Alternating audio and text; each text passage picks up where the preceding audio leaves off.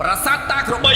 អូ3ជាន់តាមន់តូចតាមន់ធំមុំ3គឺជាទឹកដីរបស់ខ្មែរចុចវាបន្តផងដើម្បីឲ្យពិភពលោកបានដឹងគឺជាទឹកដីរបស់ខ្មែរ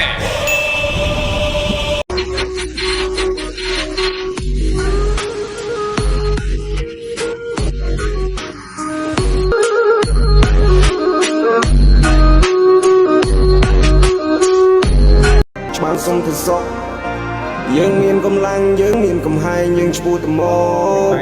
កុំចង់ប្រណាំងឈាមខ្មែរអ្នកខ្លាំងអ្នកណាមិនរត់ភ្នែកយើងមានចំណាំងកុំចង់ទៅបាំងដាຕົកលតយើងឈ្មោះតមកទាំងអស់គ្នាយើងត្រូវសម្រុកអផុតវេទនាមួយថាមិនអាចពីរថាមិនអាចគុំនៅរៀងរាចេញទៅឲ្យឈ្នះយកជ័យជំនះប្រទេសកម្ពុជានៅឆ្ងាយផ្ទះឆ្ងាយគ្រួសារឆ្ងាយបងប្អូនលើកដៃបន់ព្រះវត្តនៃកូនវាលបែកហោ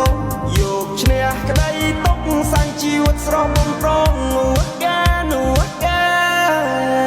បើយើងរួបរួមកាន់ដៃធ្វើដំណើរទៅមុខមិនរៀបបកថយទៅបីថ្ងៃមុំជួបរឿងអ្វីក៏បានមិនណាឈ្នះយើងដែរ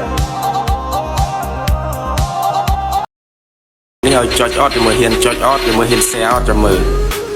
រូបភាពមិនអត្តន័យខ្លាំងមើលតអស់នេះយើង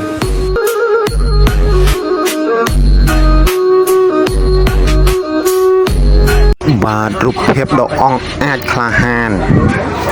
កងទ័ពកម្ពុជាយើងពិតជាមានន័យខ្លាំងណាស់ពុកម៉ែបងប្អូនយើង